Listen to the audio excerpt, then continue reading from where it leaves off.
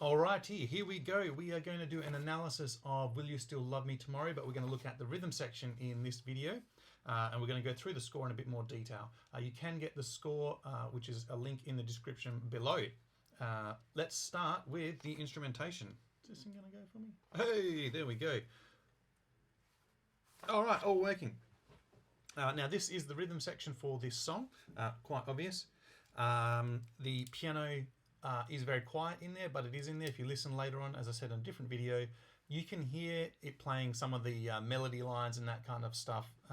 So I think there's a piano arranger who's like smashing out everything for the violins. And yeah, I don't quite know why he's doing everything, but he is. Let's start from the top down. So here we go. So first off, we're going to go with these chords.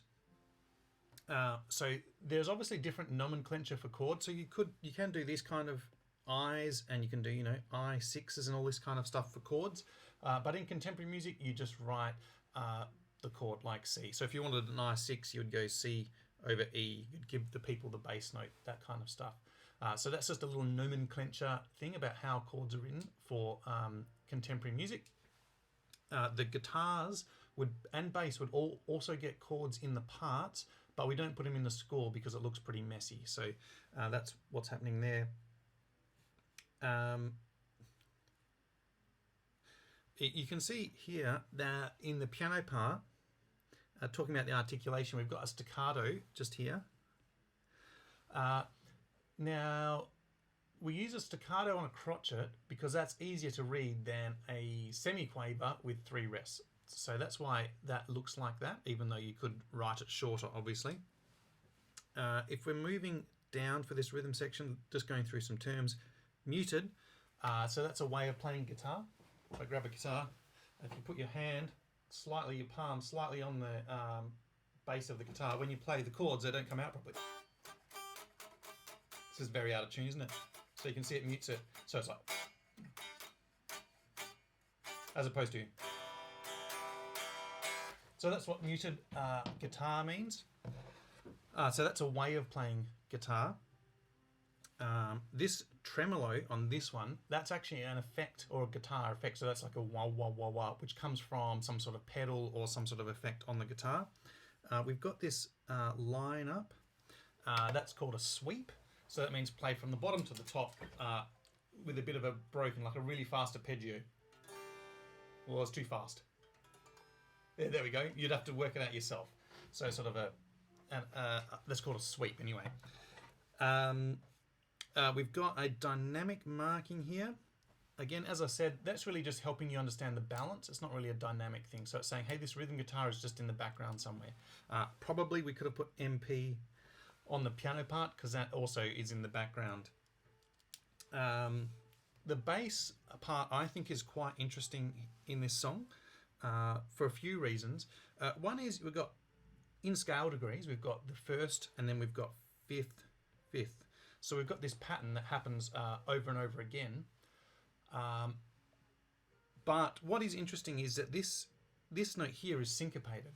So if I was to play that on the beat, you would get a really... I'll play what is it. But if I play it on the beat, it kind of sounds country and western. So like...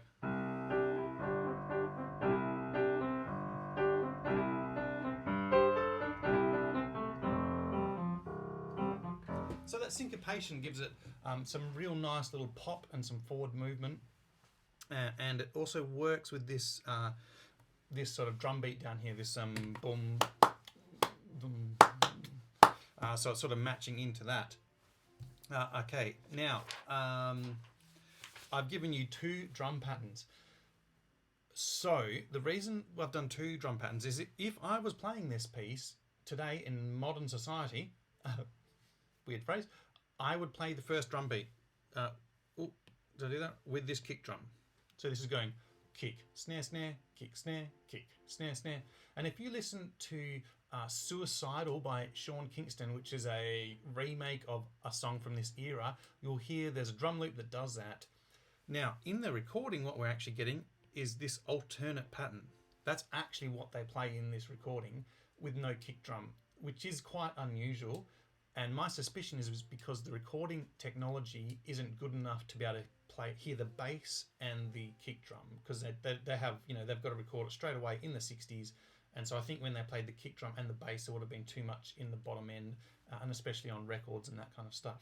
So the transcription is the alternate pattern, but if I was playing it, I'd play the first pattern, which is why I've written 2 drum patterns here. If you need to, we've got kick, snare, and that's supposed to be an R, too small, ride cymbal there. We also have this little repeat here. That just means repeat the bar before, called a como sopra repeat, something like that. We've also got the speed, we've got pop. I couldn't think of a better thing to put pop. Probably I should have put 1960s pop, because it confuses. You might look at that and think, oh, that's a bit of Britney Spears, but it's not. All right, I think that's enough from the start. Let's go through the song a little bit and see if we can find any more detail in here. Where are we heading? What bar are we at?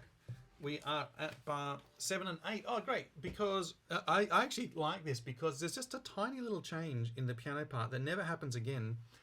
So for most of the rest of the song, this just goes... But this part goes... Just the first A section, it does that. It can't do it the other A sections because the backing vocals come in and there's no space. But, just a fun little thing there. I kind of like it. Oh, and also another thing in here is that you can see the bass changes. So instead of going 1, 5, 5 in the same octave, it's changing octave down here, which is nice fun. And then that pattern actually changes here. It goes 1, 5, 1. Yeah, thinking that we're in the chord of G there. Sorry, so that's a bit confusing, isn't it? But this is the 1st of G, the 5th of G, the 1st of G. That is what's happening there. Okay. Where are we going? Where are we off to now? Oh, a little theory lesson. So here we've got a chord that is not part of C major. So we're in the key of C major. This is called a secondary dominant chord. It's got a G sharp. This chord should be E minor, but we can, just for fun, make it an E7 chord by adding the G sharp in, and it's called a secondary dominant, and it means that the E chord leads really, really well because of all those Western art cadence theories into the A minor. So the E usually sounds like this, minor to A minor, but with the dominant secondary dominant sounds like this. So we get that nice sound. Yeah, secondary dominant. It's worth remembering. Where are my notes? What are we onto? Oh, onto the B section. Okay, here we go. I've worked it out now, 2 taps. Okay, so this is the start of the B section up here. So a lot of things are happening here to make the B section sound different from the rhythm section, because the melody sounds different in the B section, so the rhythm section needs to do something to make it sound different. So if we're looking down, first and most obvious is the tremolo guitar has just stopped, is now just resting. The register or the range changes, so the piano was playing up high, now it's playing down low, and also doing a different rhythm here too. So it was up here somewhere, and now it's down here. And also we've got the bass, of course, is no longer doing the 1-5 pattern. We're just going single note, dum, dum, dum, dum. So same rhythm, but staying on the same note. And also, it's a couple of other little things in here with the harmony. Let's do a different color. You'll notice that the section starts on the 4 chord, starts on the F, whereas previously the A section starts on the 1 chord. And also, our little friend, the secondary dominant has gone. We're back to E minor, which is the 3rd. We'd write it like that. Ooh, can't get it in there. Now, the 3rd in contemporary music is not heard very much at all. Very rarely. The reason for that is because the 3rd sounds really, really similar to the tonic. Here is the 3rd. Here is the tonic. Kind of sounds similar sound. So it's not often used, but it was used well here because it sort of is almost like the resolution of this little melody phrase. So the phrase goes, which is like a nice sad sound instead of the happy one sound. And that comes a little bit later in the song. So yeah, really nice use of the minor chord there. Obviously, because it's a famous song. I mean, that's why we're studying it. So yeah. Oh, and something else just to remember is that in most contemporary music, what you'll get instead of that is you'll get the chord C over E instead of E minor, which is a much more familiar sound. You get this sound, but that's not the sound that we're getting in this song. Okay, moving on. This one got too many bits of pieces going on. Oh, so the end of the B section, it all happens here. This is the climax of the song, perhaps you might say, I don't know, but there's a lot of things going on. So first off, never forget the rests. We've got rests down here. Everybody plays a rest except for the vocal. So that's the first time that's happened in the whole piece, where all the rhythmic foundations of everything stops. Then we play some rhythms together. We might call these rhythmic hits. So the whole rhythm section is playing the same rhythm in this bar here. You'll also notice that I put a kick drum down here. If you listen to the recording, you can actually hear the kick drum in this part. A little fun, controversial fact for you is I swear to you that the bass is playing the wrong note. I reckon the bass player makes a mistake in this bar. Go and listen to it for yourself, but I think it should be an A minor, but the bass player, I think, is playing a C. So again, depends maybe what you're listening to. And then in the drums, we've got this build here.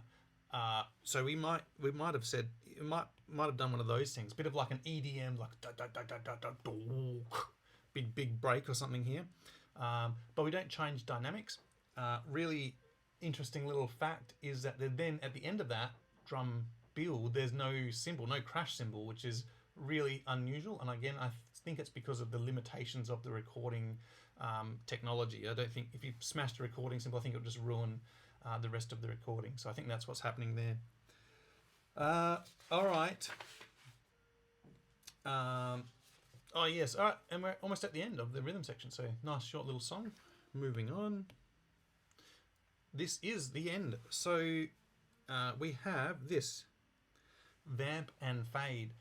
Vamp means repeat over and over and over again and fade out. So that's actually how the song ends, a very common ending. Usually it's the common ending because then the radio announcer, the disc jockey, can then, go, hey, 96 Kiss FM, thanks for listening, over the top of the fade out. Now the vamp and fade never works live. So they definitely didn't vamp and fade live, so they must have ended it somehow. I've decided to do a little alternate ending if you would like to try and play it yourself with a retardando to slow down and stop. So, real creative. Put a fermata, which is pause on the end there. Yeah, because in my thinking, if you ended on you could end it with a little cha-cha-cha, right? What's it?